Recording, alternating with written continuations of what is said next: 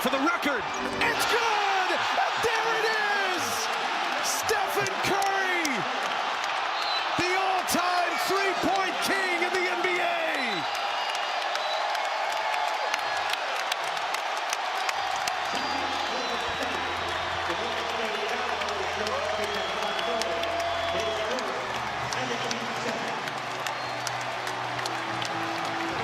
On Matt Turner. Does he do it again? Portland at the point of no return. If Callan scores, NYCFC win. Alexander Callens, and a breakthrough moment for the boys from the Bronx. Writing their own history. 6 days on from their first ever piece of silverware, now a first ever major trophy. Once again.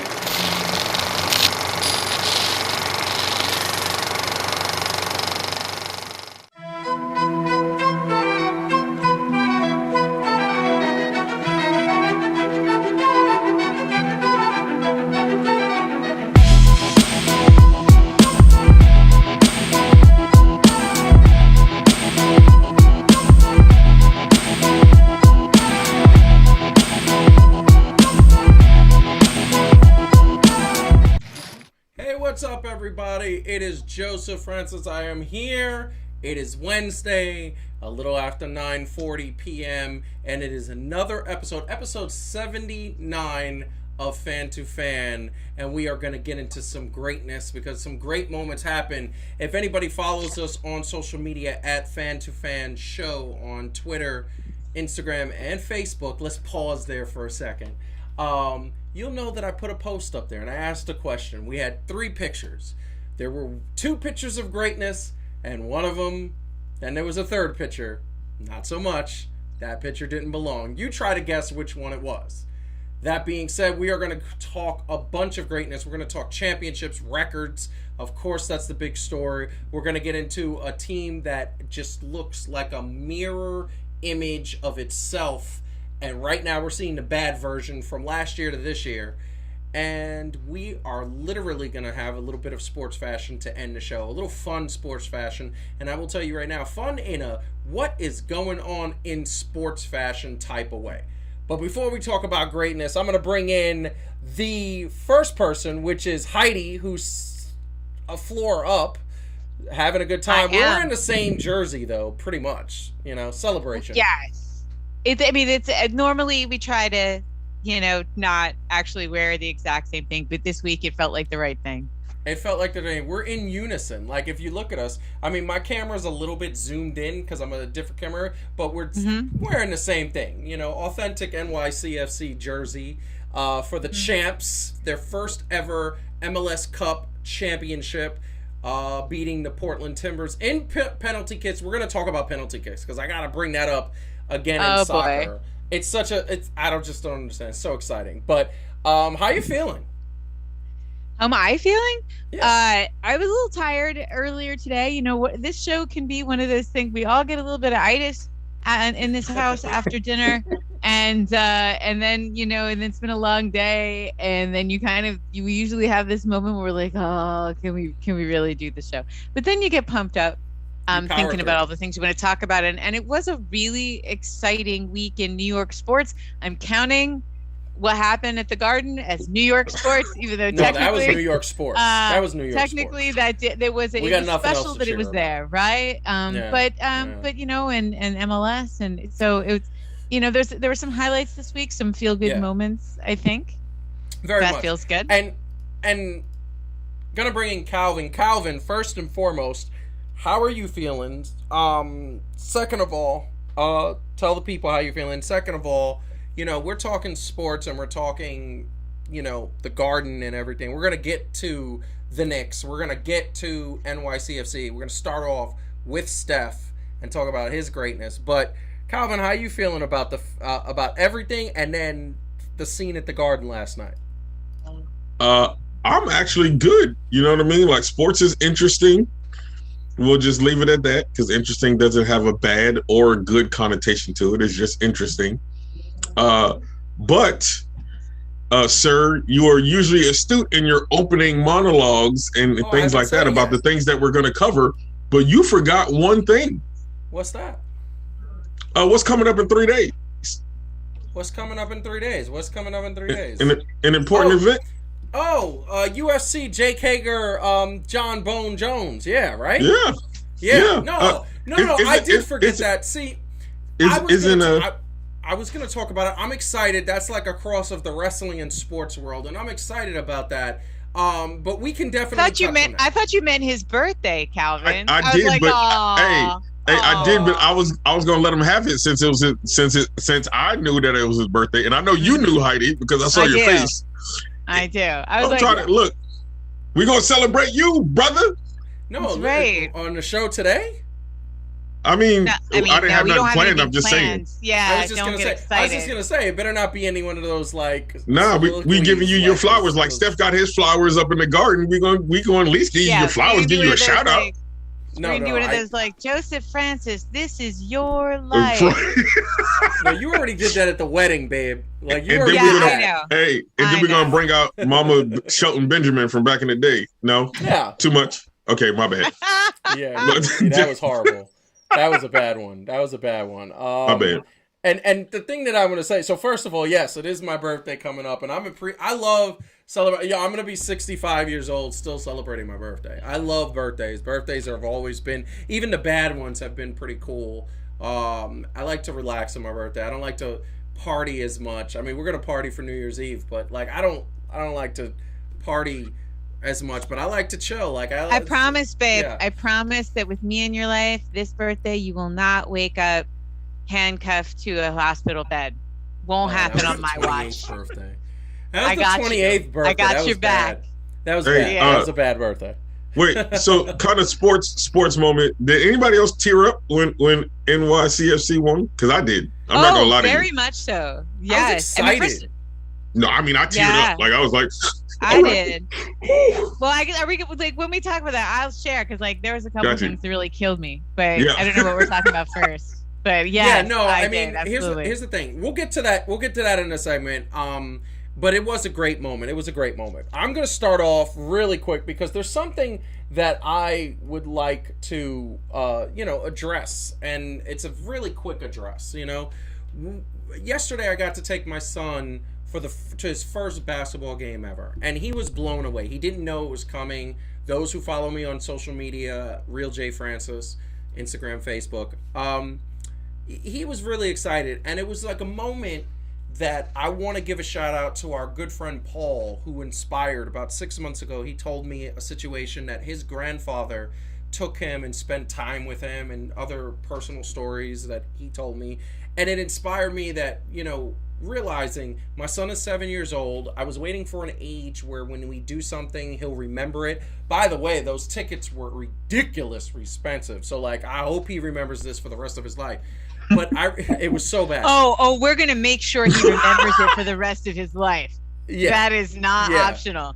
Also, there will be a GoFundMe for... Yes. We're going to get to that at the end. There's a GoFundMe bake sale. But, one of the things that I realized is that it was a really cool moment for him. He walks into this gigantic place. He kept asking me the entire time we were there, Daddy, why is the ceiling so high? What if it crashes in on us? I was like, well, you just... And then what I realized is that from my perspective, it's not that big because I've seen it a dozen times. I've been to the garden a dozen times. But when you're a kid, seeing that for the first time, it's monumentous. Now, I say all that to say this. I took him to the garden on that particular night, that particular game, to see what is his favorite player. My son is a diehard Steph fan. He's Steph Curry all the way. It was the first basketball player that he liked. I think he's going to love him forever. We've talked about this on the show. Me and Heidi have talked about this, where Steph gravitates. Kids love Steph. There were so many kids there, and every single one of them had a Steph Curry jersey. Now, what's crazy about that is when you think about the perspective of this greatness, and that's the word for this monologue, the perspective of this greatness is that we're only going to see things like this probably a handful of times in our life. You think about the greatest moments. Michael Jordan winning his championships. Muhammad Ali recapturing the belt after almost going to jail, being stripped of the title.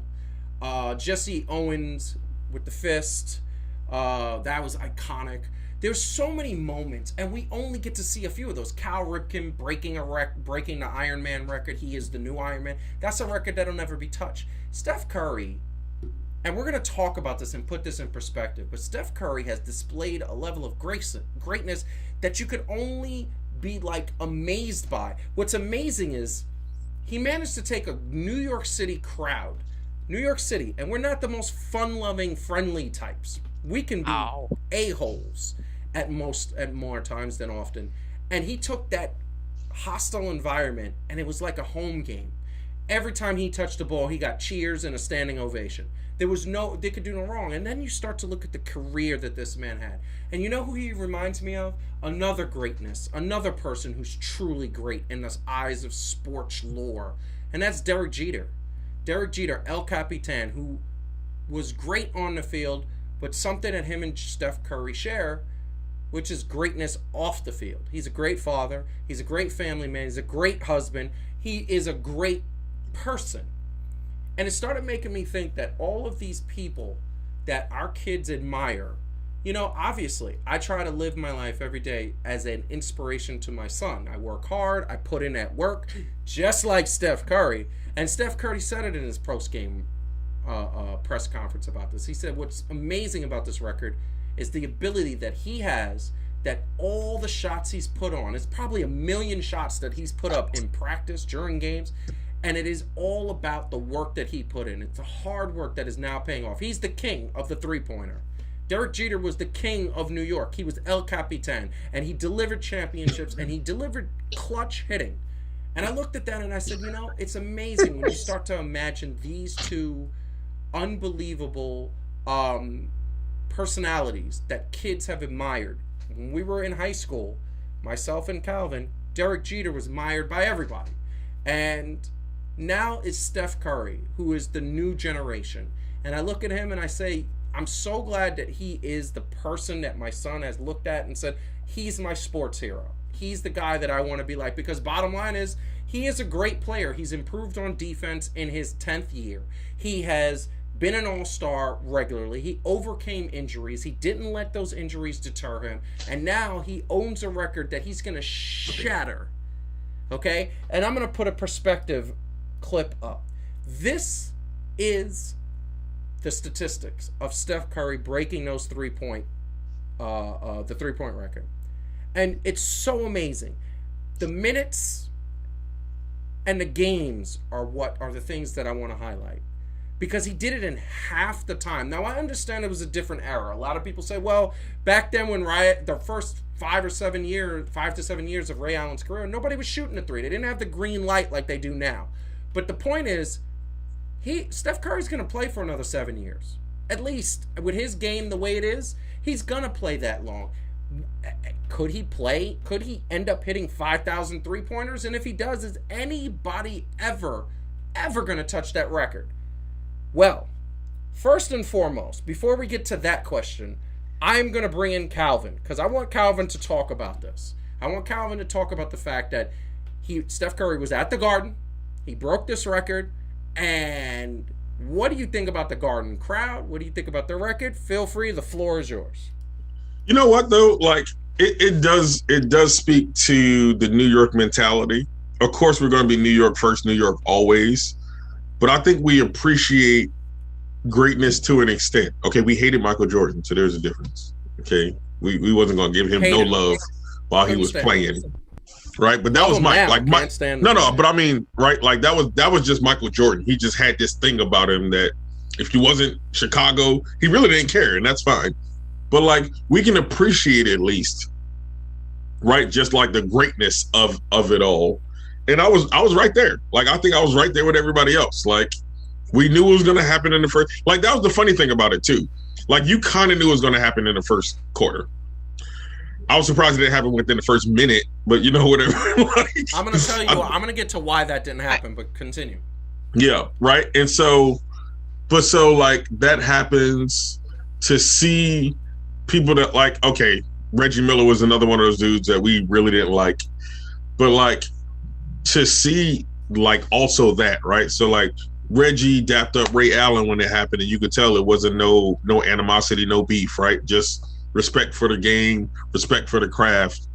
And then for Ray Allen, you know what I mean, to show that same love, the fact that Steph Curry has that personal relationship with Reggie Miller and his kids, you know what I mean? Steph is just Steph. He's just a likable dude, the babyface assassin. You know what I'm saying? Look 12. And here's the deal. At one point, I did have that look, right? Like, oh yeah, well, of course he did it because you can now take so many shots.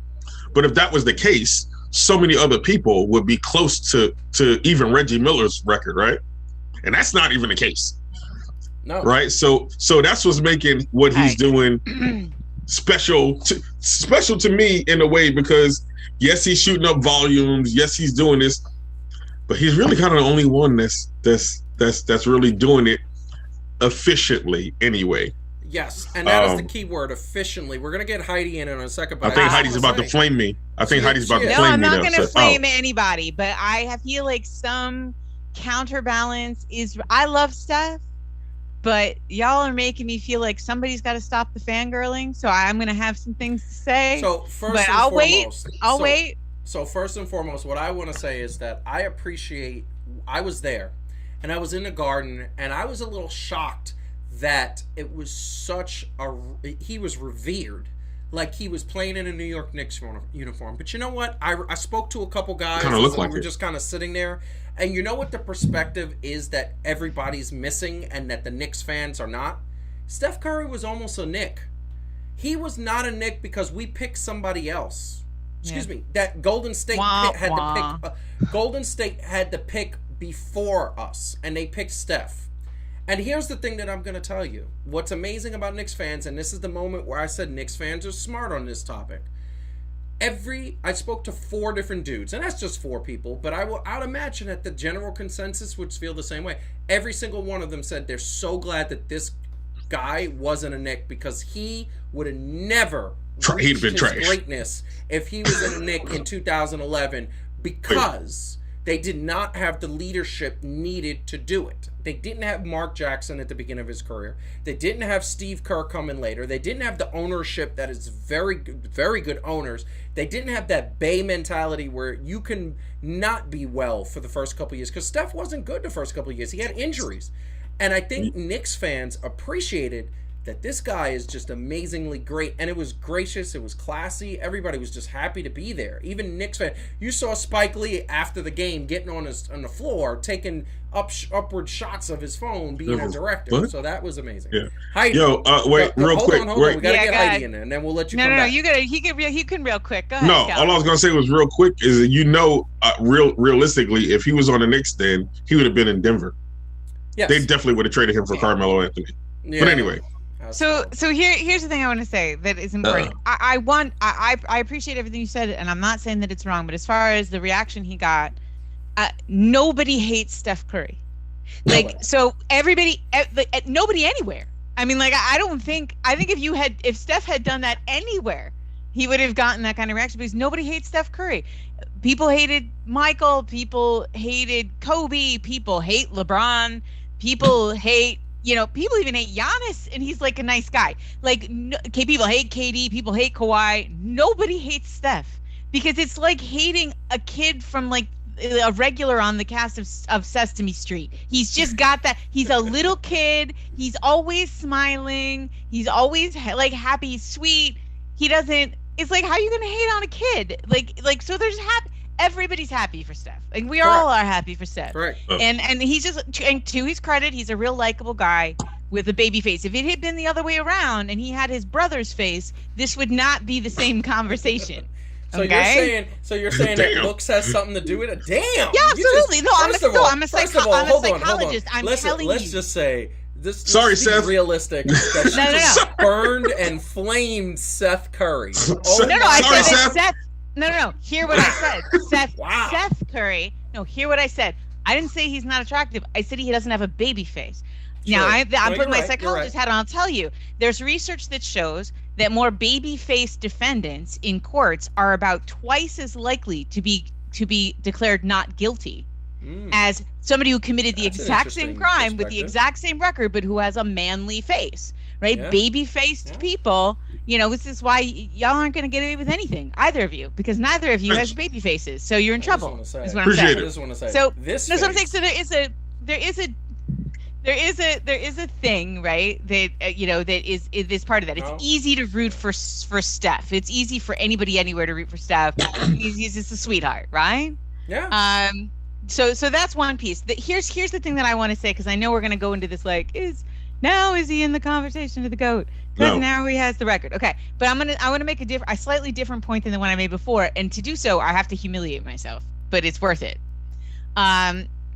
You can get real juiced up about a 3-point record, and it is a lifetime achievement, and it is amazing, and he will have it maybe forever, because, you know, he's clearly not done, and that is awesome, and we can say he's the best shooter of all time, and he can have that, right? Yeah. But you look at someone like, so the other night, Calvin, Joseph and I were sitting, and I had maybe had a couple of glasses of wine, and I forgot who the number one person with the number one record for assists was in the NBA. Let's see if Calvin knows. Oh, John Stockton, are you kidding me? Yeah. Okay. I know, it was humiliating. Yeah, she forgot. I was She deeply humiliated. Deeply. Okay. Deeply. But here's my point. He is, when you look at it, he has 15,800 and change. And then the next person is Jason Kidd, and he had 12,000. Oh yeah. So again, you're looking at that level of excellence at something that is absolutely important.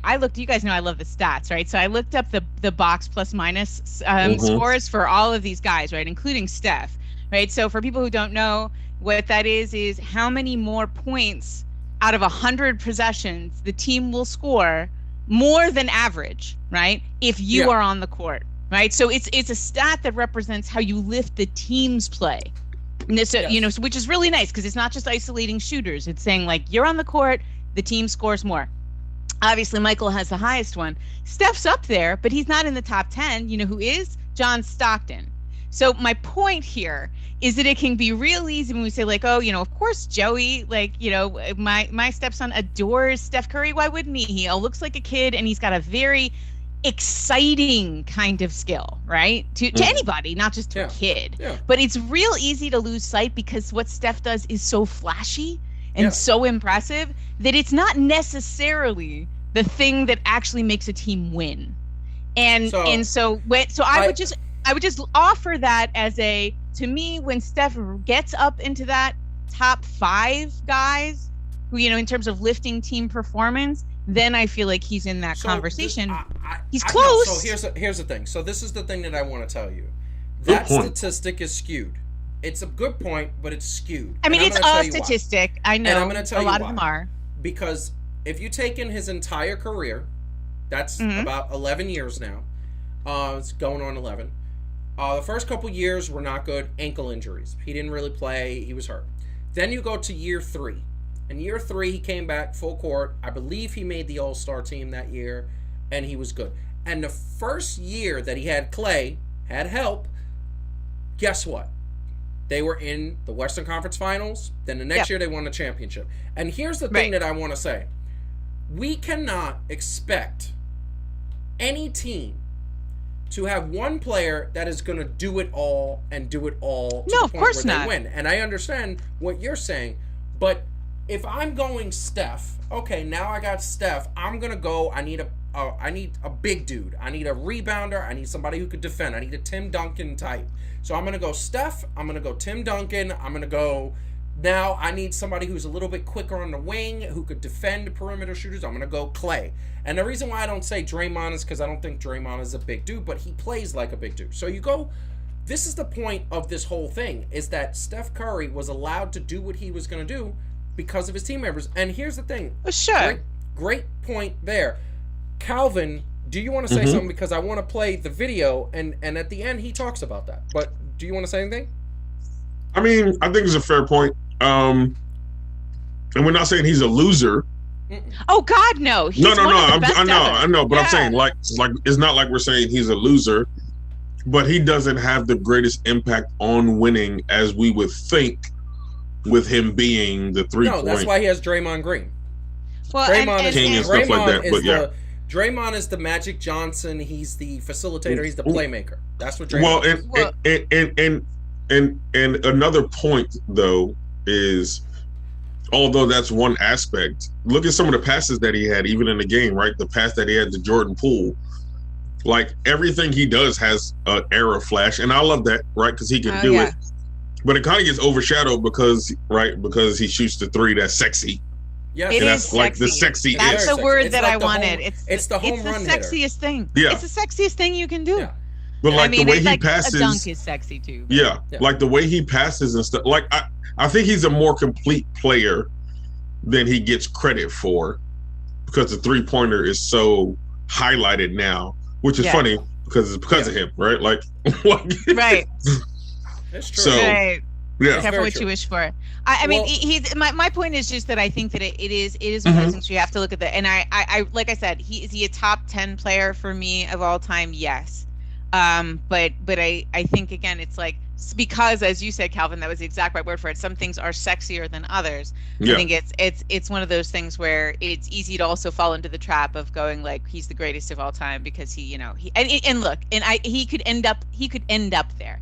I've said that all along. He could end up in that conversation with Michael and LeBron and Kobe. I just think, he's not there. I mean, here's the thing. He could end up in there, and you got to win 5 championships, first and foremost. There's those well, that's the point, and right? The only reason why LeBron is in that conversation is because he went to 8 straight finals. It's all about the results. It's all about the results. Yeah, like, and that is the thing. I know that stat is there are no statistics that are perfect, but that thing about the box plus or minus, the one thing that it is good, it is still like the person with the highest one is Michael, the person with the second highest one is LeBron. It is telling you something about what these guys do for the team, which again is the thing you always say, Joseph, is like, if you ain't bringing the team along with you, then I'm never going to call you the GOAT, right? So yeah, I mean, if you're not winning championships and you're not doing what the GOAT did, then it's hard to put you in that conversation. But what I want to do is I want to just play in its entirety the highlights of this, along with a few sound bites from the press conference, because I think it's very telling as to where we're going, and we're going to move on to the next subject. So here we go. Once again, Alec Burks guarding him from the start. Wiggins again. Here's Curry for the record. it's good! There it is! Stephen Curry, the all-time 3-point king in the NBA!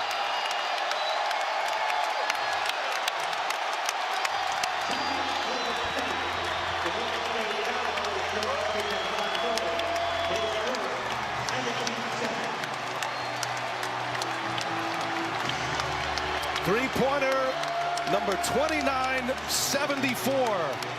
The man who changed the game. The igniter of the three-point revolution in the NBA. And now he stands alone at the top of the three-point list. And you think about this, the way he changed the game, it's almost like how Babe Ruth changed baseball with the long ball. He has changed the game with the three-point ball. How all 30 teams approach the game is because of number 30. And this is an absolute awesome experience to be able to witness, to see Ray Allen and now Stephen Curry, and an emotional hug here with his father, Dale Curry. What a moment this must be. And the degree of difficulty, right? Doesn't matter if you've got 1, 2, 3 guys on him. Alec Burks closing quickly. A long three as Curry holds the record. There's Sonia, his mother, in attendance as well. What a moment. And here he comes. An embrace with Ray Allen.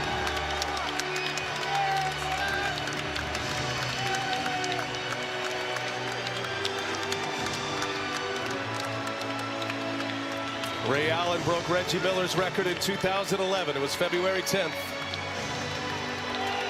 And now Stephen Curry breaks Ray Allen's record.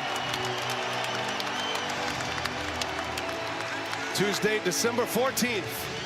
I talked to Ray last week, and he mentioned just make it your own, like no right way, wrong way to celebrate. It's just what, how you feel that moment, and that's exactly what happened. And I'm sure as days go on, I'll kind of go back to that moment and relive the emotions of it, because it was like that. It was really, really awesome. So if you can't do it at home, this is definitely a great plan B. This is something I've been dreaming about. I mean, I don't know when the first dream happened, but I would love to shoot the ball. It's something I've been doing since I was 3 years old. And when you kind of go through the ranks, you love the work that you put in, and you love the results that come from it. But what I told them, it's been an amazing journey being a Warrior for these 12 and a half years, and all the guys that have set screens for me, that have passed me the ball, that have bought into the system that creates that beautiful Warrior style and brand of basketball. All that plays into this moment. So I hope that they appreciate it as much as I do. Obviously, I got to put the ball in the basket, but it doesn't work without everybody that's been a part of this journey.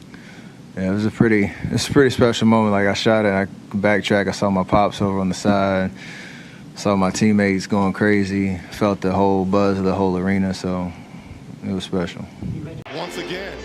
So that was amazing, because one of the things that you got to understand, and I love that he gives the credit for his teammates. Without he's getting those screens and those passes, it's never going to happen. He acknowledged the fans, acknowledged the garden, acknowledged the atmosphere, acknowledged the fact that this was an awesome plan B. That's exactly what you say in a moment like this. He made it his own, exactly what he said.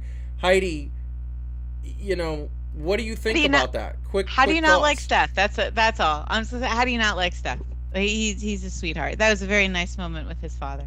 Yeah. And so that was the part that kind of got me. But yeah, we all hope for that.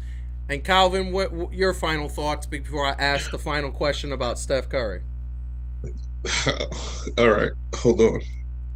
Yep. All right, so people that know me know, and Joe, right, is just one of the things that we happen to have in common. Lost our dads pretty early. Yep. So you value, I think, that, right? Like, when I see it,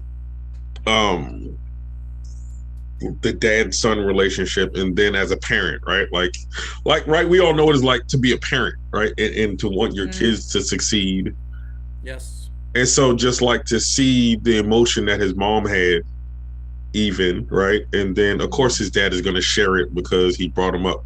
But to know that this came because, and you hear the interviews, and like Del Curry bought Steph and Steph, right? Like with them, right? Like, these dudes not only grew up around the game of basketball, but they grew up around like greats, right? Like, they grew up around Reggie Miller and all these other people. So to know that this happened because his dad invested so much in him, whether he was ever going to play basketball or not, and to see it like come full circle, it's a basketball moment, but it's also not a basketball moment. It's just a good human being story that happened to play out on a basketball court.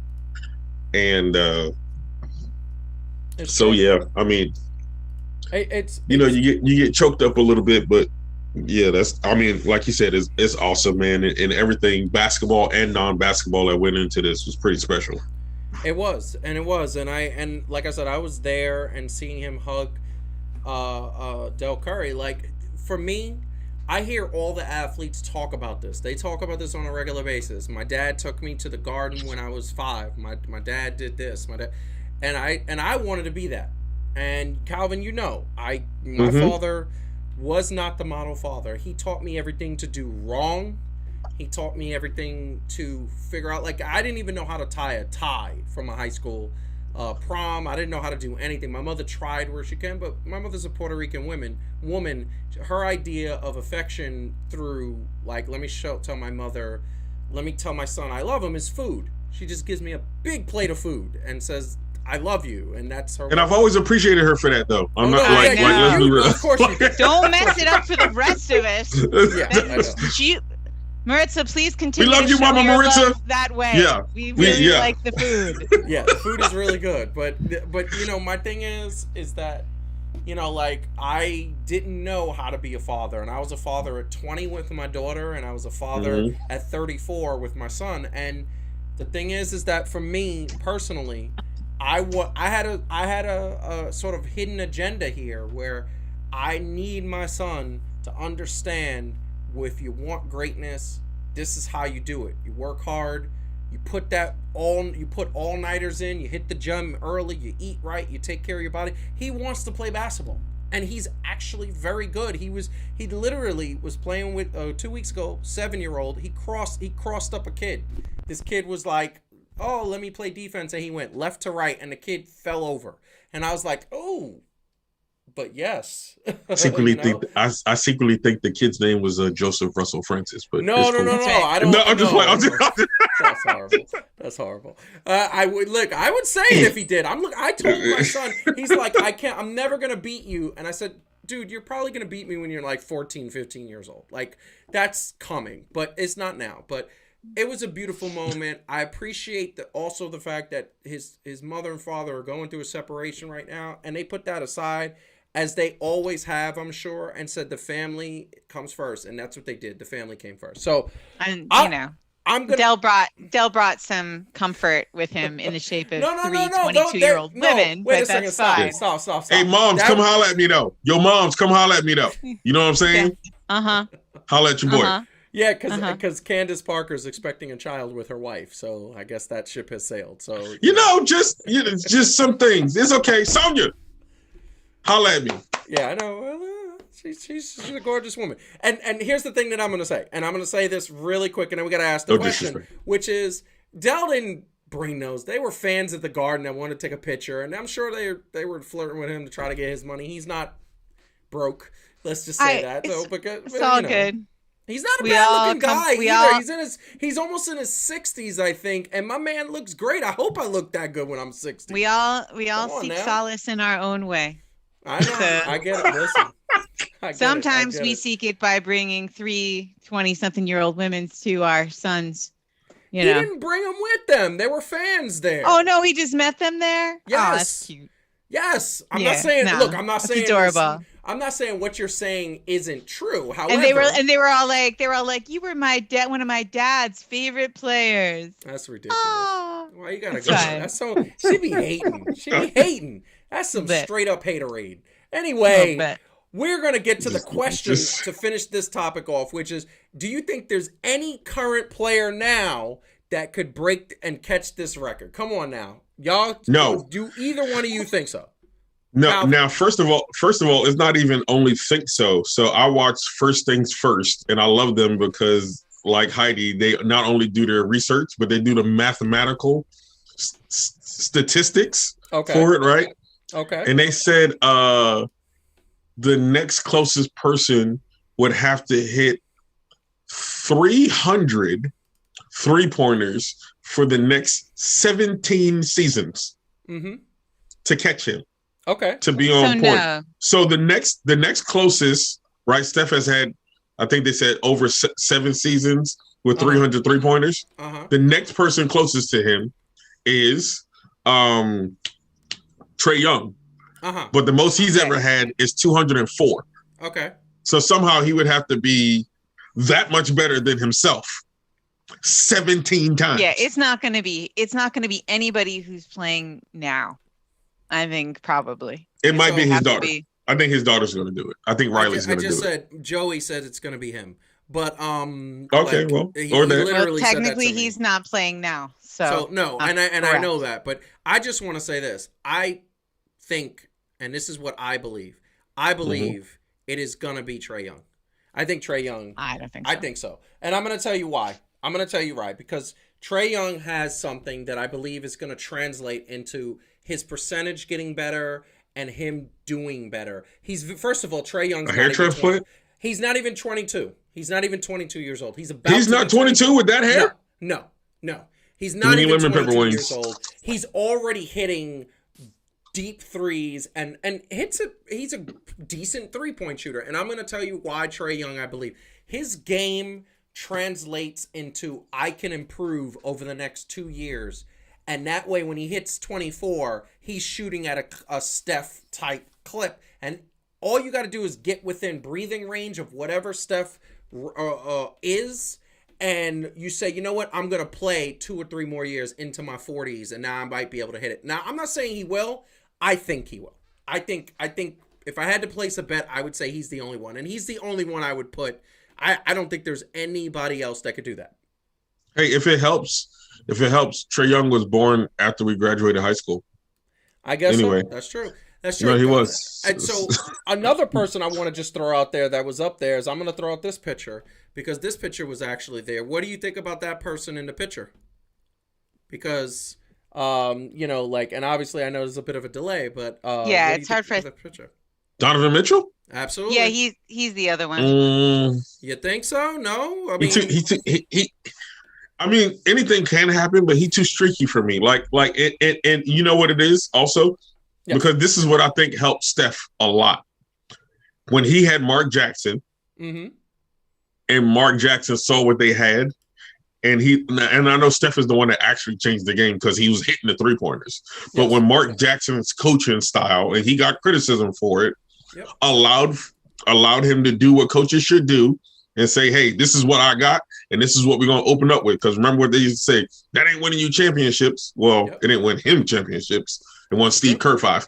But so I think like Utah would have to also get somebody to buy into allowing him to shoot at the rate, you know what I mean, and play the kind of the way Golden State does, which I hate to say that, right? Like not copycat, but you know what I'm saying? Like in a way that frees it up more. Yeah, that's the truth. It's the truth. I agree with. I don't think Donovan Mitchell is doing it. I that's just me personally. But we got to move on to the next topic. Hit the like button and subscribe to the channel. Steph was a great opening topic, but we are going to talk another team of greatness once again. And let me tell you something. It was an amazing thing, which was the NYCFC. Oh my God. And we got this video for you. NYCFC, New York City Football Club. NYCFC. Sorry, I always say it. NYCFC, the coach here celebrating and doing his thing because that was the bet. If they won the MLS Cup, he would strip and dance with the trophy. And I love him because he's a man of his word. They won the MLS Cup in exciting penalty kick fashion. And NYCFC, New York City Football Club, home in the Bronx of Yankee Stadium, are the new champions of the MLS. I am loving this. I am feeling it. I thought we watched the game. I thought it was a game that played very well to the defense. They look like a professional team. Last year, they made mistakes. There was a lot of sloppiness. That was not the case this year. And no game in the playoffs did I see them play sloppily the way they had played in previous years. I think this team has matured. I think their players have matured. And what's interesting is in post-game press conferences, several players said they are going to stay MLS for life because this is a major market that is coming to the fruition of having a championship. And they see the support that the city is giving them. They got their parade, which amazing. Ended up in City Hall. It was a celebration. It was fantastic. And I loved it. It was I literally can't hear the word celebration without in my head going, it's a celebration. It's a celebration, bitches.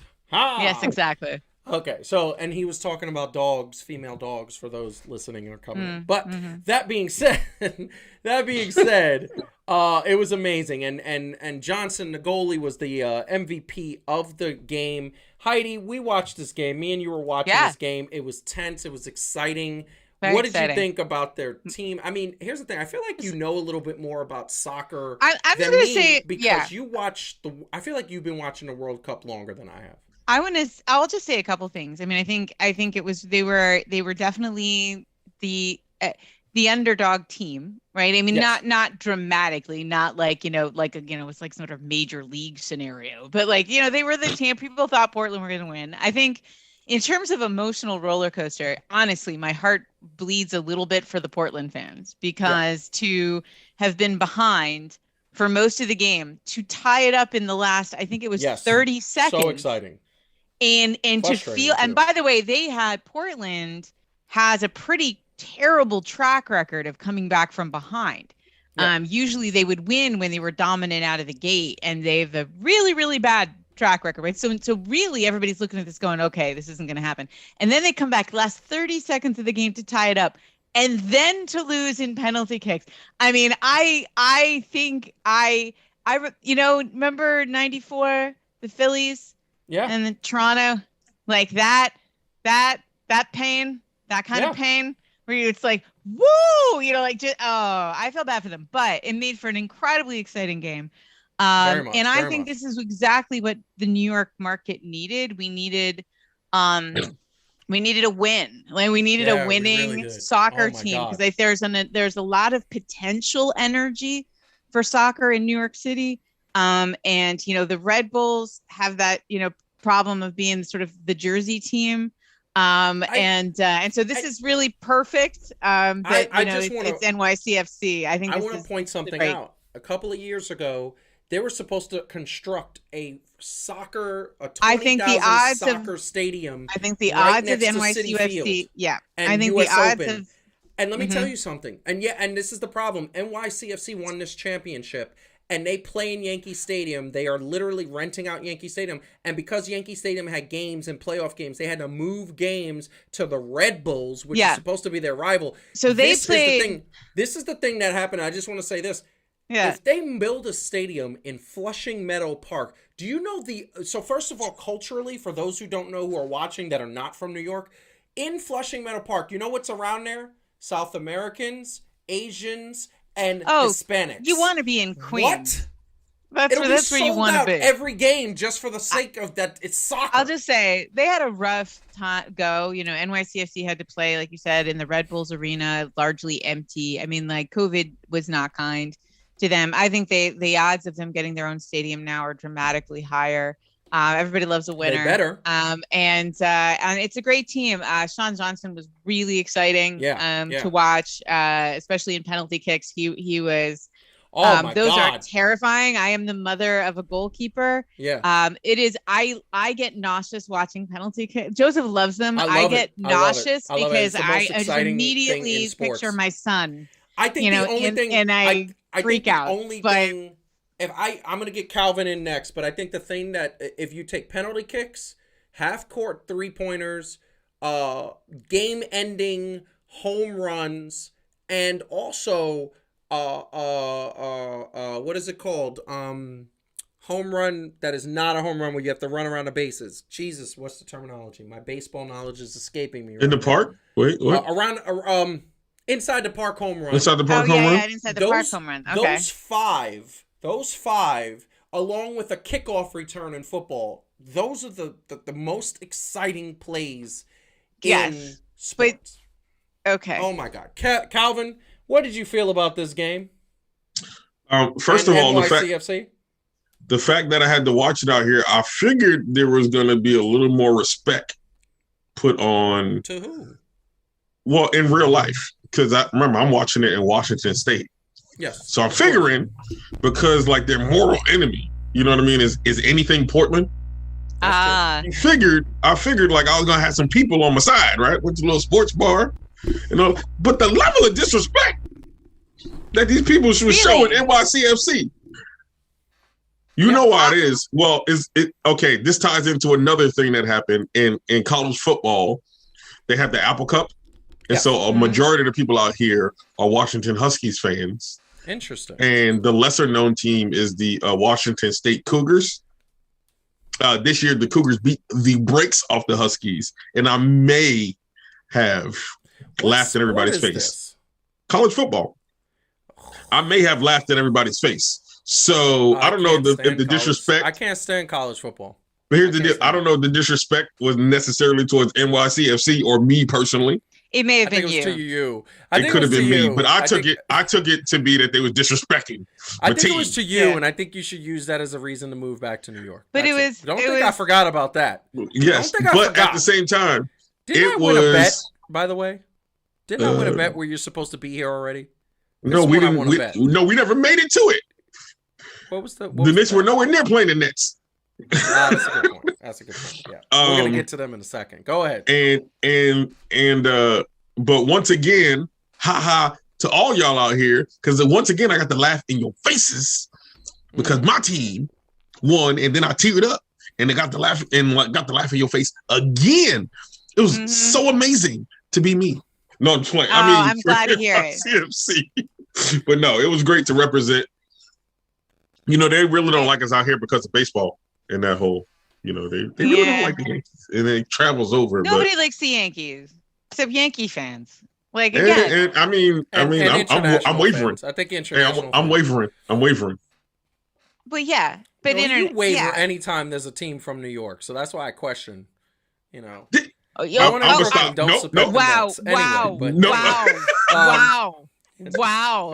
That was some pot calling the kettle black. Woo! Wow. No. What he calls wavering is being objective at times, which is fine. I can be objective, which is cool. Sir. Well, you and Marcus sit up there and say the Knicks are going to win the championship, like left and right. And then the Nets, everybody here got the better team. Anyway, let's get to. Stop. Let's. I just want to. I'm gonna point something out. I think this has got to be shown. I think this has got to be shown because this is just hilarious. Let's go.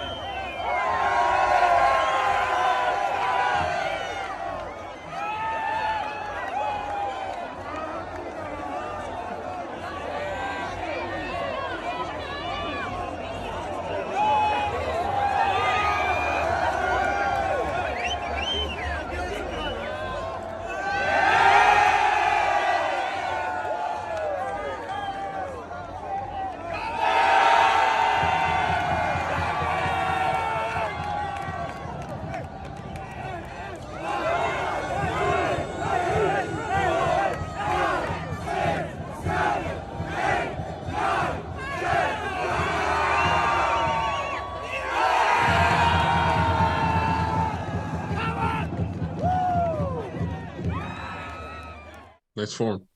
That is fun. I like that guy. Can he please be the coach forever? That's fun. So I will say I also we talked about tearing up when they won, and I started to tear up when they won, and then I absolutely lost it when I saw his face and he was crying. Yes. And the players are running on, jumping around, and he had just like another coach had grabbed him and he was just full on bawling, and I was like, oh, I'm done now. I'm done. Yeah. Like, I can't watch dads cry. I have never been able to watch dads cry since Michael Landon cried on Little House on the Prairie. Every time Pa teared up, you just wanted to die. I can't watch fathers and father figures start crying. I lose it completely. Totally. So that was 100% true. That and I think the interesting thing, whenever a team wins a championship for the first time, the coach who is that coach, you see the product of your environment, and nobody expects you to win. Everybody expects the DC United. Everybody expects the Revolution. Everybody expects the Galaxy and the Portland Timbers. Now they don't expect NYCFC, and then guess what? They did. It's going to be interesting to see what happens next year. I think already they said season tickets increased to 75%. Once again, I want to put out there, it was the highest rated MLS Cup match in the history of MLS, which is great. And I think that's the New York City audience. That's the major market, more people, more population. But it's going to be interesting to see how this sport grows. I've said it a million times, baseball's in danger of getting surpassed. But I think we got to be there for opening day. I think we got to take Max. That would be a good idea.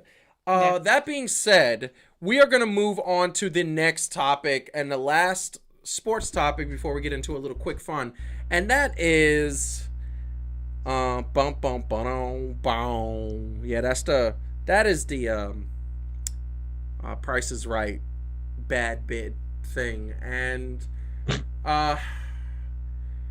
throughout all the Steph stuff, there's one thing that got overshadowed. I was at the game. I was at the Knicks game. I was watching the Knicks play. I was watching Mitchell Robinson look like a guy who was 7 feet tall, who didn't know how to run, who had no lateral movement. And the only time he was dangerous is if the point guards and the guards decided to drive at him because they thought he couldn't move. Then he would reject the fight. But my man finished with 2 rebounds and 2 points and 2 blocks. And that's not the type of thing that's going to win. And this is the thing that I want to put up there, because this is what's happening. I noticed this team is Derrick Rose, and I don't care about Julius Randle's 31 points, because for the first time, and I wish Marcus was watching because I would give him credit, for the first time ever, I was one of those people that didn't believe Julius Randle should have been signed. I didn't think it was a good signing for the Knicks. I thought it's like, why don't you just build through the draft? And for the first time, I saw Julius Randle, and he was putting up those threes. And I said to myself, why didn't you do that earlier in the game when the game was still close? He had no problem putting up a bunch of threes in garbage time because the Warriors already had him by 10 points.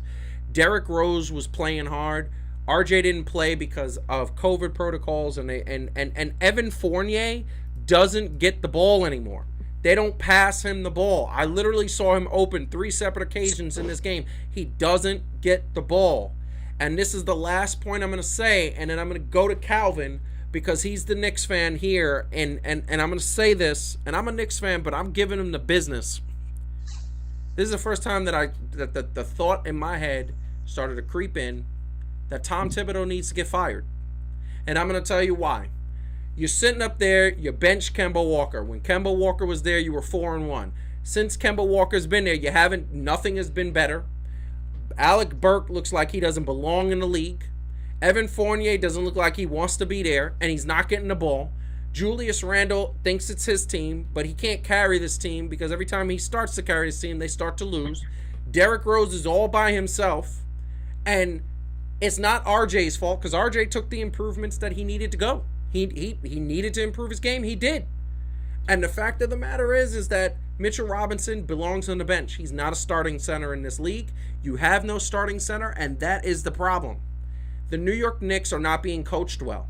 They're being coached in that old mentality where it was Patrick Ewing and everybody else, where post shots, but only Randle doesn't really live in the post. He's living on the perimeter. He likes to bring the ball up, and they look, and especially against the team like the Warriors who got their stuff together. The Warriors know their game plan. They play defense. They didn't play a good game. They still won the game by 10 points. Why? Because that's what they can do. They can have bad games, and because their planning and their structure is in place, they could still win by 10. That's the difference between the Warriors and the Knicks. The Knicks are 12-16. They are on the outside looking in. They're the 10th best team in the East, and they were the 4th best team in the East. Calvin, I'm just going to let you feel free to say whatever you want to what I just said.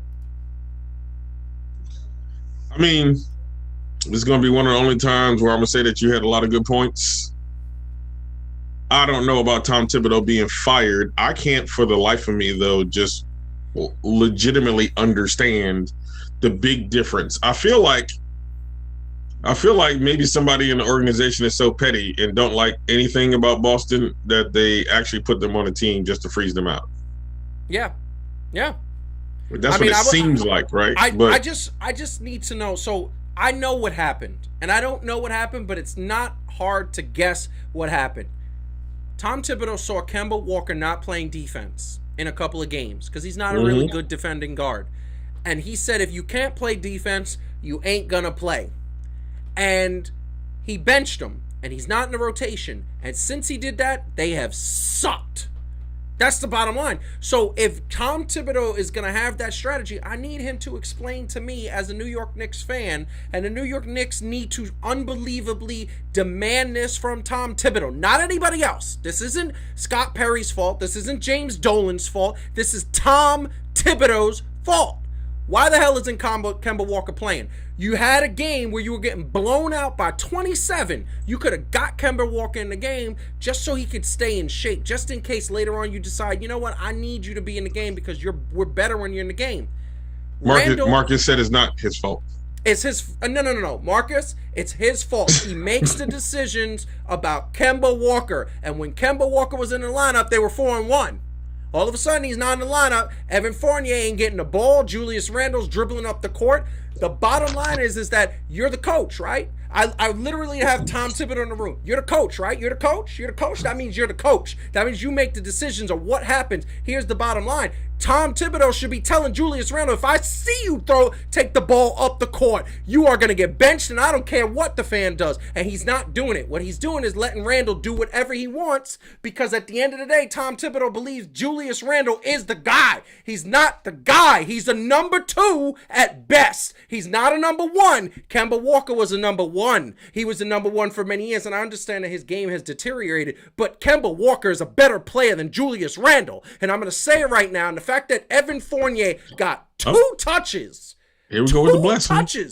2 touches that entire game. Whose fault is that? Whose fault is that? Who's drawing up the plays? Who's telling people to pass the ball to people? Evan Fournier went like this 7 times. 7 times. And you know what they did? Randle took a shot. Randle dribbled the ball. Randle forced the shot. Randle turned it over. All 7 times. Are they icing him out because he came over on the same day as Kemba Walker? It's Tom Thibodeau's fault. It's Tom Thibodeau needs to be held responsible. And if Tom Thibodeau doesn't want to change up his ways, Tom Thibodeau needs to get fired. Out of here. Go. Let's start it over. Let's do it all over again. Yes, I'm still on board that James Dolan needs to sell a team, but let's get rid of him. If he can't adapt and get the players in, you know what we're going to have come playoff time, which ain't going to be for the Knicks. It's going to be play-in time, because that's where they're at right now. You know what's going to happen? They're all going to be tired. They're all going to be looking at Julius Randle to shoot the ball, and nobody's going to be doing anything. Whose fault is it when they lose if you keep letting the same thing happen? That's the coach's fault. I don't know why they signed Kemba Walker. I don't know why they signed Kemba Walker, because let's be real. He was who he was 3 years ago, even before he went to Boston. Remember, even when they had won and they were, for the week and a half, when they were up at the top of the Eastern Conference, Kemba Walker still was having bad games, right? So him being on the bench didn't change much, except for that his plus minus stopped going down. Yeah, I agree with that. Evan Fournier is streaky at best. So the only hope with the team as constructed was that somehow they were going to stop being streaky, stop being hurt. They need to get Obi Toppin some more playing time. They do. I agree with that 100%. I agree with that 100%. And Marcus said what? And I saw that. But like I said, my original point about a year ago is James Dolan needs to get rid of the team. He shouldn't be the owner. They need new ownership. I begged Steve Ballmer to come by the Knicks, but then I realized maybe that's not better, because he's letting Kawhi get there 30, 45 minutes late to practices. So I don't know if that's better. If we're being objective about this, yeah, the overachieving that the Knicks did last year, okay, kind of put a bad expectation on the whole team. Oh, I'm with it. I mean, I'm like top 3. You know what I'm saying? We about to spank everybody. I made a mistake. We here. I made a mistake. I'm putting my picks on the thing. I put the Knicks too high up. I thought the Knicks were going to be in the Eastern Conference Finals, and I'm going to tell you why I thought the Knicks were going to be in the Eastern Conference Finals, and then I want to let Heidi get in here, because she is not saying anything, and it's my fault that she's not saying anything. I'm sorry about that. But the fact of the matter is, I'm passionate about the Knicks. I just want them to win. Jesus. I said the problem last year is that everybody, it was Derrick Rose in the playoffs. He had no help. Julius Randle disappeared in the playoffs because, as Stephen A. Smith said about RJ and Julius Randle, they go left, and everybody knows they're going left, and everybody defends left, and you can defend somebody when you know which hand they're going to. They haven't developed that right hand to lay it up and do it like that. here's the bottom line. I thought with Kemba Walker and Evan Fournier, it's not just Julius Randle. He could post up, kick it out to whoever's open. You know what happened? On game 6, and I will never forget this, I remember seeing Kemba Walker drive to the hole, and Julius Randle literally said, "Give me the ball." Like you saw him, like they showed the replay, and Walker didn't. Walker made the layup, and Julius Randle looked disappointed that he made the layup. And that's when I started to realize, that's when I started to realize Tibbs' guy is Randle, just like Tibbs' guy is Rose, just like Tibbs' guy is Taj Gibson, just like Tibbs' guy. But you know why? Because they epitomize that toughness, that gritty, that play-by-play, that bang in the paint type of game. And Kemba Walker's finesse. He's a little flashy. He's a little finesse, and it doesn't always work. But that's not what Tibbs wants. And here's the problem. Tibbs is trying to take what happened 20 years ago with the Knicks, and he's trying to make it now. And it worked last year because it surprised everybody. Now it's not working, and he needs to change his strategy because that's what a great coach does. He changes the strategy. Heidi, feel free to take the floor.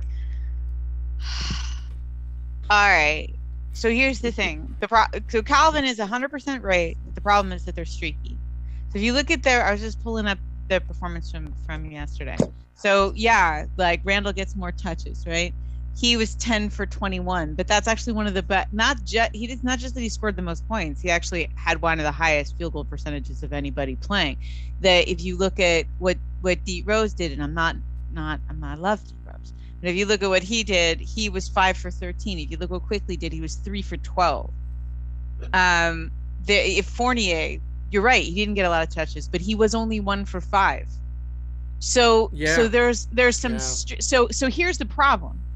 You can't be Randle, but it also right now can't not be Randle, right? Because in many ways he is still their best bet because of the streaky problem, right? RJ's doing better. He didn't play last night, so we can't judge him in this or Obi Toppin was out. But it's like, the streaky problem is the problem, right? There's nobody who's really that reliable right now, except sometimes Randle. But again, that's 90% of the time it works all the time. Like that's just stupid. Nobody, right? So then the question becomes, why aren't these guys reliable this year? Why are they? One guy's doing okay this game, but then two other dudes you count on are not having a good game, and that's the nut to crack. And I don't know if it is like these guys don't get the ball enough, and so when they do get the ball, like they're kind of not having that confidence and assurance around it because it is so much Julius's ball. Is that the problem?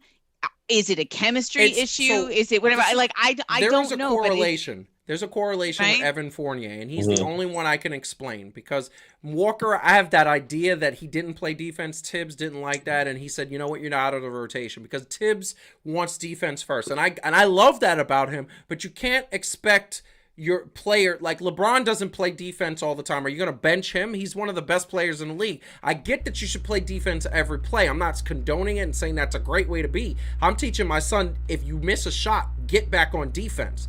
But the bottom line is that Evan Fournier got signed the same day. They had that press conference. They bonded. I feel like Evan Fournier is literally saying, oh, this feels weird that I'm playing and Kemba Walker's not. I think they developed a chemistry, a brotherhood, and I feel like in any day now, you're going to hear that locker room is split and that there is a civil war, and I'm saying that to be extreme, not literally a war, but just like disagreements. They're going to have a players-only meeting, and then the Knicks are going to start playing well because they got to air out some. There's got to be some things aired out. I think that's the problem. I don't think so. What's up, Marcus? I think y'all was bringing up a good point in the chat, and it just So you can't go from being a defensive-minded team and then you sign people who are better on offense, but like, okay, now I'm gonna say this name. It wasn't like they signed KD, right? It's not like they did what they did, and then and what I mean is this, right? It wasn't like they did what they did last year, and it was like, yo, we pretty solid on defense, but our offensive game needed to step up. So then it was like, okay, we're gonna get like KD for offense. You know what I'm saying? Like, and then you can be like, we're gonna switch it up and we're gonna let this dude cook on offense. Like, they got some dudes that were streaky on offense, and at the same time, although we agree, it's like now, if we could look back, the people that we got rid of, yeah, they wasn't all that, but they played enough defense and was decent enough on offense, you could say, to make up for that, right? So, so I feel like last year's Knicks could beat this year's Knicks. All Yes. right, so real quick to the point, like if you think about who Tibbs has, so at point guard, right? So he's got D Rose, he's got Kemba, and he's got Quigley. Now, was he not like Derrick Rose's best man at his wedding, right? Yes. And he loves how Derrick Rose plays, right? He's strong defender. I got no problems with Derrick Rose. So you've got no. Nobody has a problem with anybody. I'm just saying, if you're Tibbs, I feel like what he's just doing, and it's really not that complicated, is he's prioritizing who he thinks is his best defensive point guard and the guy he has to develop, right? In Quickly, right? He's got to develop that talent. So Kemba gets screwed, and I will just sort of echo Marcus. This is a management problem, because was Kemba? It's like we all get excited, like, ooh, Kemba, but it's like, but then thinking about, like, okay, well, how is he going to fit? Because you've got this one guy that Tibbs has faith in already, one guy that he really has a responsibility to develop, and then it's like, and then Kemba, who is also there. It's a very simple problem, okay? The fact that Alec Burke is getting that minutes. Alec Burke sucks. I could beat Alec Burke. And I'm telling you right now, I could beat Alec Burke. No, you cannot. No, you cannot. No, you cannot. Really? Because you haven't seen me lately. Calm yourself. I've been developing that handle. Let me tell you something. Alec Burke sucks. Which handle? Left handles? No. Left. I've been developing my left. Let me tell you something. Alec Burke had one or two good games. I love you, bro. And then he sucks. There's no consistency. Why is you're saying that Kemba Walker is Alec Burke is better than Kemba Walker? Why don't you have Quickly play some shooting guard, play some point guard, Kemba play some shooting guard, play some point guard, Derrick Rose play some shooting guard, play some point guard, and every Fourier be your starter? Is this so hard to manage? I thought Tibbs was a smart coach. I thought he was a genius. It's not a workaround. I'm not saying it's a workaround. I was just trying to say that I think was what was happening, and I don't know. Fair. I don't know that I think Kemba is the solution. I think the problem is deeper. Like, I just think the problem, I don't think Kemba's not strong enough as a player and consistent enough himself as a player to be the solution to this problem. Although I'm not saying it wouldn't help. I'm not saying it wouldn't help. But this is my point. My point is that when Kemba was in the lineup, they were 4-1. Then they became 4-2. Then I believe it was 5-3, and it was like right around. And then that was right around the time when they benched him. And since he's been out of the lineup, all I care about are wins and losses. They have not won consistently. They're literally 1-8 over the last 9 games. What? Well, look, a good coach should 1-8 or 1-7. That everything is always an experiment. And a good coach is willing to go. Alec that Burke experiment isn't working. Answer. Alec Burke. Well, and a good coach just goes like, this strategy isn't working. I need to retool and try a different strategy. And by the Alec Burke been there. But here's the deal. And I just want to say one quick thing. I think I'm mad at Tibbs because one of the things I respect about Tibbs is his direct demeanor. When people ask him questions, when they asked him, "Why are you benching Kemba?" his answer was, "We respect Kemba and all he's done in the league, and blah." That's what he said. Instead of saying, we don't think he works in our scheme, he don't work in our style, and we feel like this is the better way. He mentioned, I think this is what's best for the team. And clearly it's not, because you had a better record with him in the lineup. So clearly it's not what's better for the team. Now, to Marcus's point really quick, Calvin, and I'm going to just be quiet. To Marcus's point, is this a problem with management? Is management going to Tibbs and saying, okay, you need to put Walker in, and Tibbs is like, no, he's not good for the team, and they're having a little infighting, or vice versa? Maybe. But we're never going to know that. We're never going to find out. And if that is the case, and it's James Dolan and management sticking their nose in, then once again, that just further solidifies how they need to get rid of them. The NBA needs to get rid of them. They suck. And I don't think that the NBA is happy right now that the New York Knicks, one of the major media markets and major dollar earners, is not doing well, because when they do well, the league does well. That has been proven by statistics. Calvin? I just think that, like I said, last year's team, for whatever reason, had a lot better chemistry. Even at this point, even when they were right, like even though they had struggles, it just seemed like last year's team was a lot more cohesive while they were trying to figure things out, right? Like and everything. And you can add pieces, but we said it even before the preseason, right? I was like, look, how the Knicks are going to look, because we're going to have that expectation. Depends on what kind of pieces they have. And I don't think they hit it out of the park at all. Like, I mean, psychologically, it is easier to exceed low expectations than it is to meet high ones. So, I just noticed something in the chat that I got to answer. Mm-hmm. I really need to answer this. Calvin. What's that? Yes. When Mike D'Antoni was playing offense, and no defense, didn't we persecute him? Didn't we ridicule him? Didn't we say that this team can't play defense worth a lick? Didn't we say that about all of the Phoenix Sun teams and the Well, yeah, of course, it's D'Antoni, because he don't have any D. Okay, so why are we not giving the same kind of a ridicule to Tibbs? Because he plays defense and he don't know how to manage offense, so we're not going to come at him and say, "Oh, wait, you can't do both. You can't walk and chew gum at the same time." Well, because last year that's what they did. What did they do? Last year they turned their defense into offense. Really? Yeah. Last year you're right. Last year they got to the playoffs and couldn't even beat the Atlanta Hawks. Look, I'm not saying it was something that was going to win them the championship. But I'm just saying, they weren't supposed to be in the playoffs. No, but here's my point. Let's be consistent here. Everybody who said that Mike D'Antoni can't coach because he only knows offense should say that Tibbs can't coach because he only knows defense. It's the same thing. I never said he could. I never said he couldn't coach. I never said he couldn't coach. No, he's an offensive genius. When we're talking about what's happening with the Knicks, there is a clear problem with leadership, whether it's the owner, whether it's the president of operations, whether it's the general manager, whether it's the coach. Because here's the bottom line: you drafted these players, you put this team on. No, you put this team on the thing. You said we're gonna hire Tibbs, and we're gonna have a defensive-minded sort of system because Tibbs is that. And then you don't get players that coincide with that problem. And then when you finally get players that you want, and you don't check with the coach first, and then the coach gets the players and doesn't know what to do with them. Come on.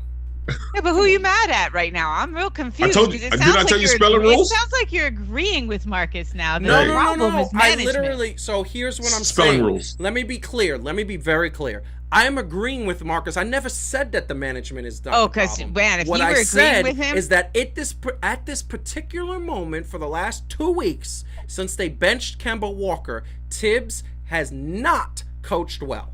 Tibbs has not. The fact that, and there's three things really quick that are doing it. The fact that Julius Randle keeps bringing the ball up, the fact that Julius Randle is the focal point of the offense, and the fact that Evan Fournier only gets 5 touches in a game. He was one of your hottest shooters at the beginning of the season. Now he's 5 touches. I mean, sure. Can I just say that it is very interesting that we're arguing that the problem with any team is that Evan Fournier is not getting enough touches? Yes. That's funny. That's funny. Is that not a problem in and of itself? Anyway, the problem be is that Fournier ain't getting enough touches. We're hitting that 11 o'clock hour. We still got one more quick thing. I think the Knicks, I would serve only this his team. Mom says that. It will serve this team. Us and you know what? You know what's amazing? I'm going to say one thing, and I'm going to say this right to Marcus. I'm going to say this to you, Calvin. I'm going to say Heidi. I don't know if this pertains to you, but it's funny. He's going to say something blasphemous. I am because you know what's amazing? You know what's amazing is that Marcus was all on the Knicks, making the playoffs. You know who's in first place in the East? You know who's in first place in the East? Brooklyn, stand up! Where you at?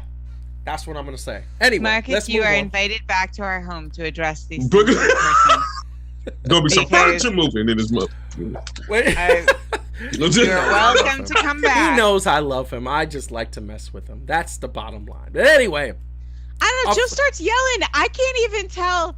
It's like, you know, like that Simpsons episode where like Lisa goes to the Russian part of town and someone's just asking her for directions, but she thinks they're screaming at her. Like sometimes I can't tell who he's mad at. I can't tell. Look, yeah. And let me say this year. Yeah, go ahead.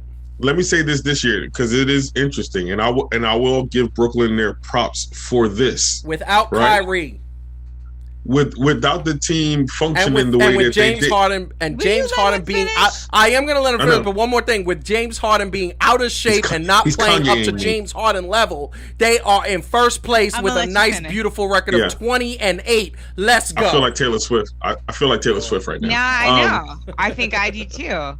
Right? No, but the funny thing is we're actually still right.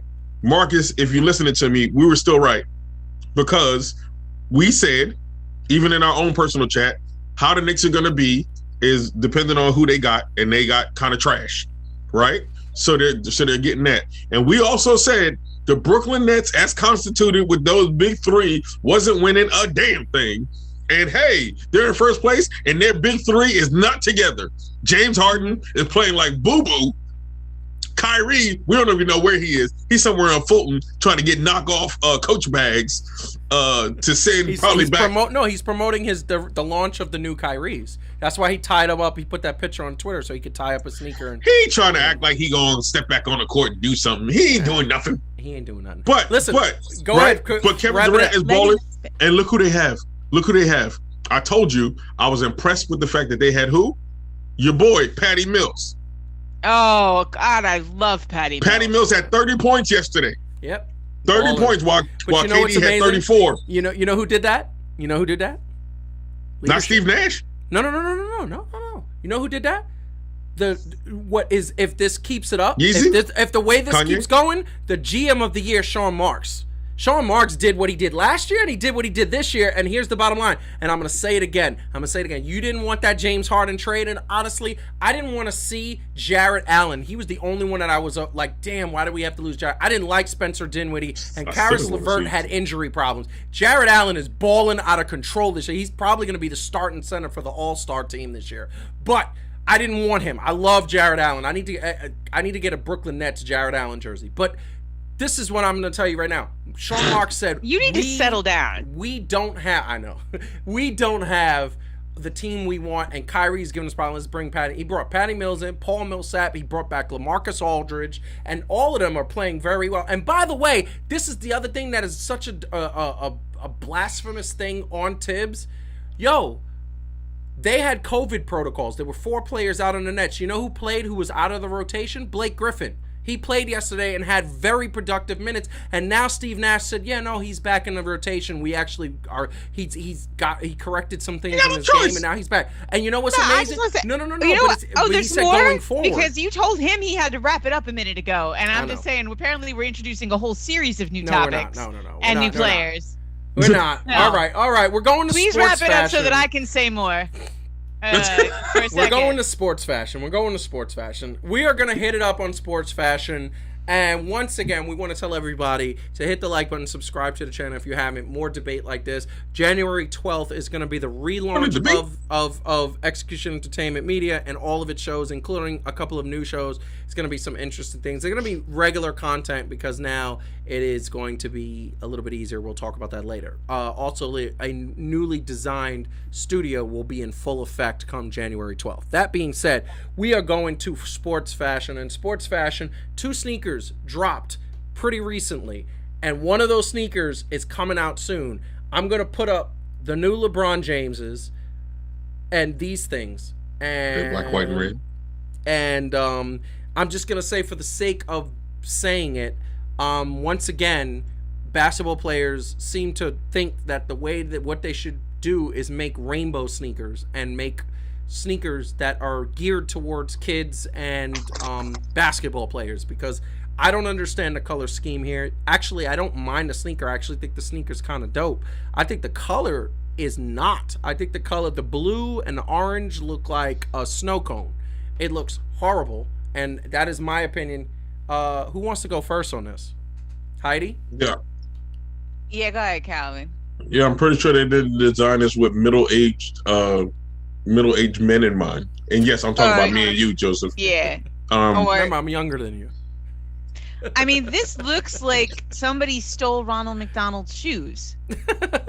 Yeah. I don't like there are too many high contrast colors on that shoe. You cannot have that many high contrast goddamn colors on a shoe. And really, seriously, Ronald McDonald. Hey, aren't all of these colors on the Rugrats theme song? Or the theme? Yes. No. They took the Rugrats theme and they made it a shoe. Yeah, that's terrible. I don't know what else to say. The colors, dinosaur in the back. The shoe, I agree with you. The shoe is not bad. The colors are absolutely hideous, and somebody is blind, colorblind. Somebody. There's a peekaboo window in the back, so you can see your heel.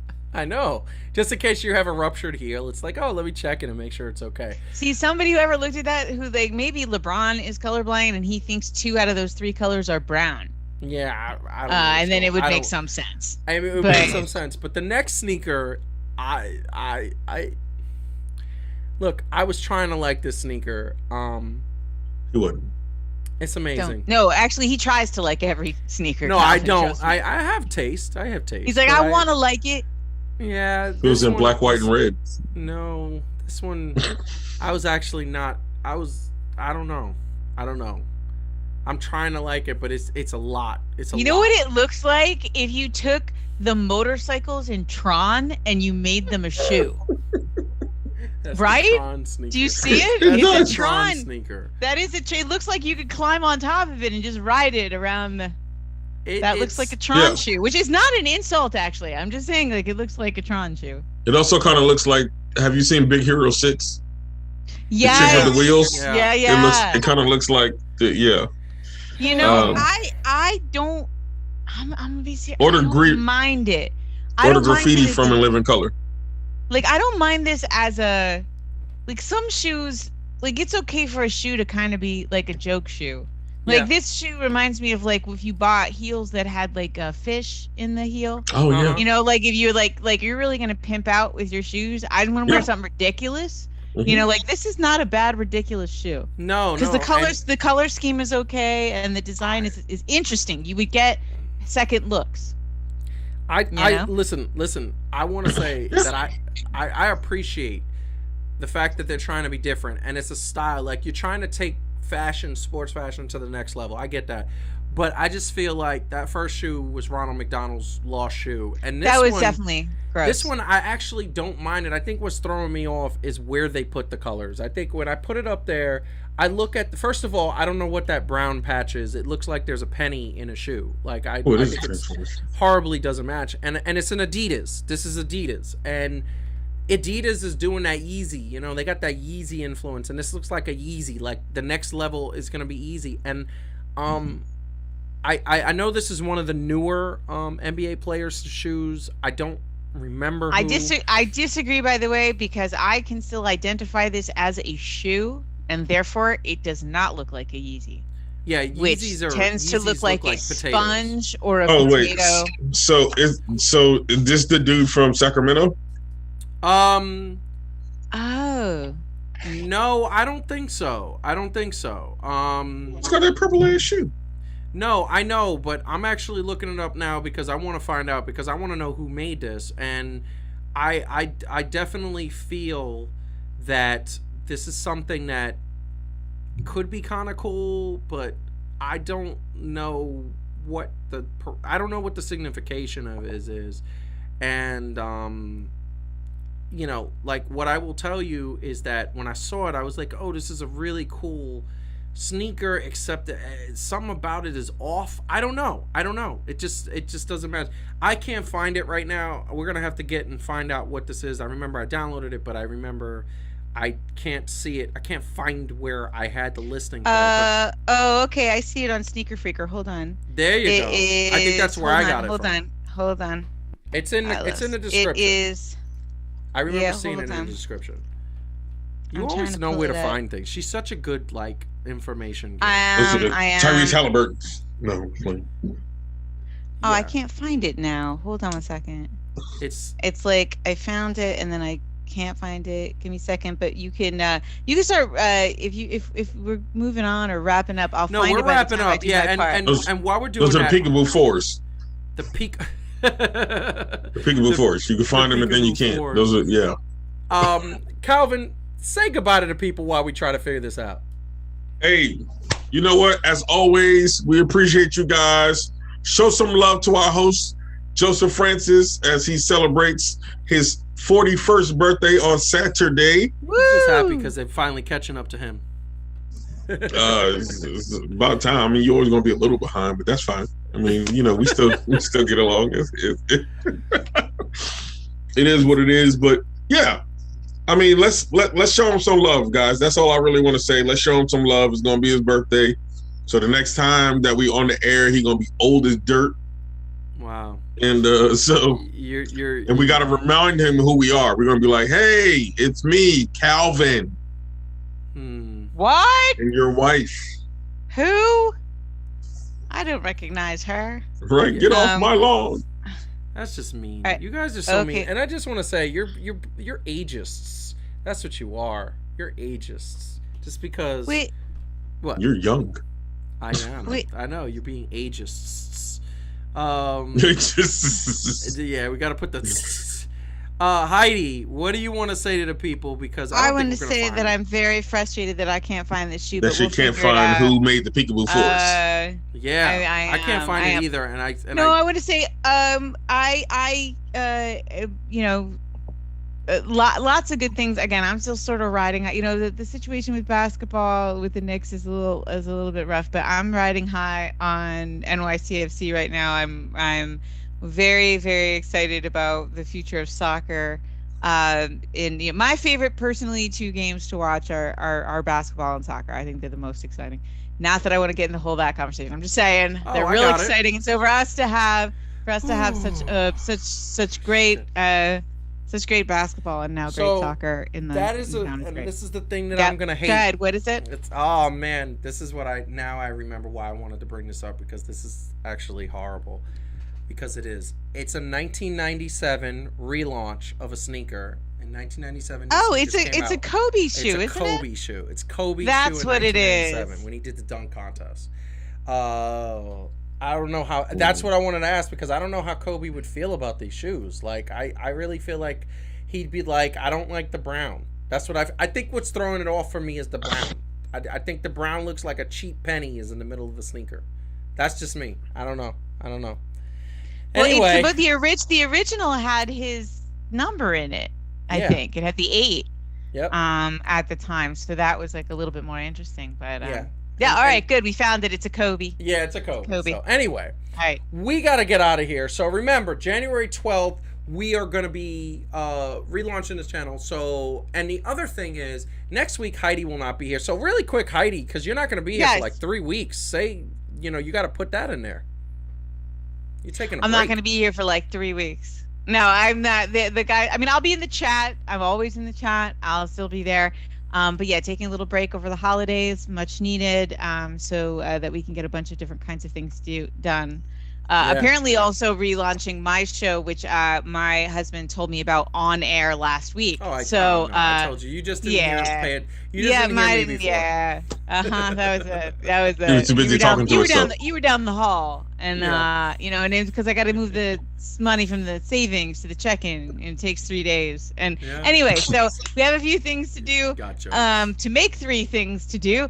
And so I'll be doing that over the next few weeks. So looking forward to seeing everybody again in the new year. But you will hear me in the chat making, just sick burns right and left. Because that's my jam. I love it. That's beautiful. But we are going to be, me and Calvin are going to be here next Wednesday. And then we are going to take a break. And then next time we'll be on as January 12th. January 12th, it is going to be the live Fan2Fan new studio. We are also going to have Heat and Receipts, a new episode of Heat and Receipts. There's so much to talk about in wrestling. There's going to be a new episode of 3 Things to Do, as she just politely said that I told her about recently. And a couple other few surprises that we are going to announce on January 12th. So, want everybody to keep watching sports. Keep telling everybody you can about Fan2Fan. Let us know in the chat, in social media, at Fan2Fan Show on Instagram, Twitter, and Facebook about what you think of the show, and comment on our posts and answer our questions. It'll be some good stuff. In 2022, we're going to have some contests. We're going to be at some live events. It's going to be really crazy. But in the meantime, keep watching sports. Have a good night and be safe.